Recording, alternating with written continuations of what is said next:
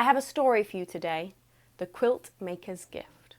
High up on a mountain, there was an old lady who had spent all her life and continued to sew beautiful quilts for members of her community. She loved to give them away and see the warmth spread on people's faces and know that they would be kept warm at night. She never charged for her quilts, and she never took things in return for them. But she was well treated by the members of her community. There was one person in the community that did not have a quilt. That was the king.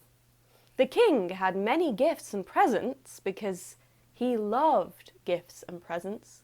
In fact, he loved them so much, he changed the law so that he would have 2 birthdays. So people would be required to give him gifts, more and more and more. He very rarely gave anything away, and certainly nothing that was precious to him.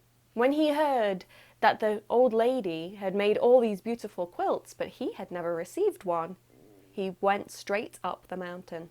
When he got up the mountain, he demanded he would have a quilt from the old lady.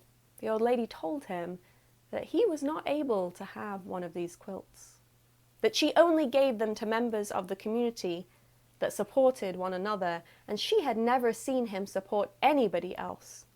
She had only ever seen him demand gifts from others and never give any of his gifts away. The old lady told him, "The only way I will give you a quilt is if you give away all of your gifts.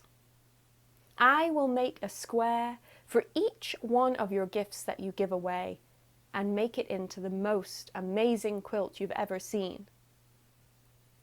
So you can come back when your task is done."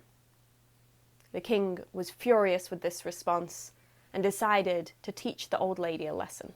He sent her to a cave and chained her up next to a hungry bear, hoping that when he awoke, he would eat the old lady.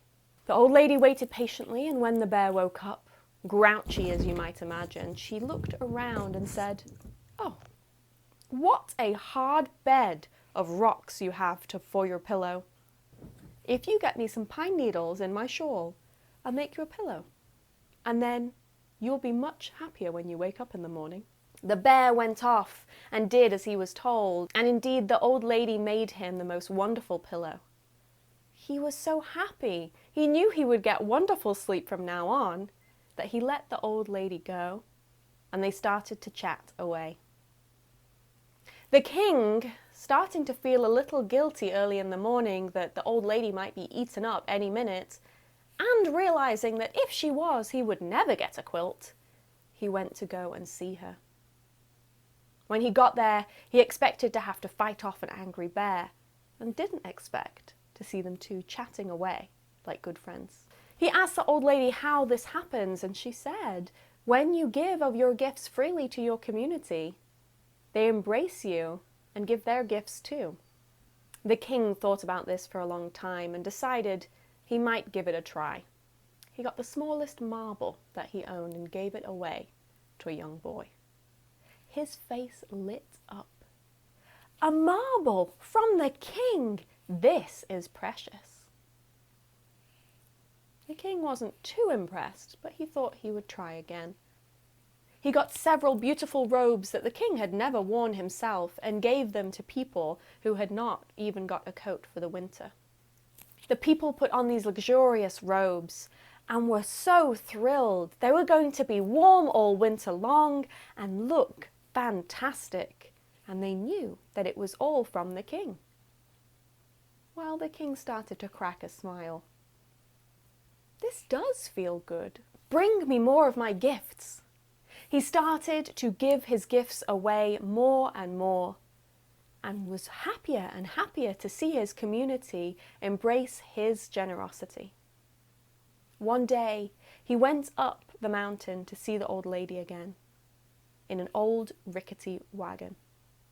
He said, "I have one gift left. It should be great after a long day of sewing," and he brought out his throne.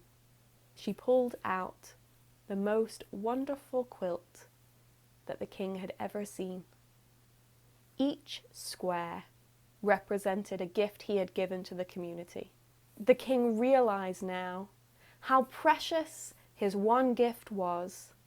Every time he looked at it, he reminded how he was connected to everyone in his community by the gifts he gave and by the gifts they give each other and the warmth that is given by their generosity.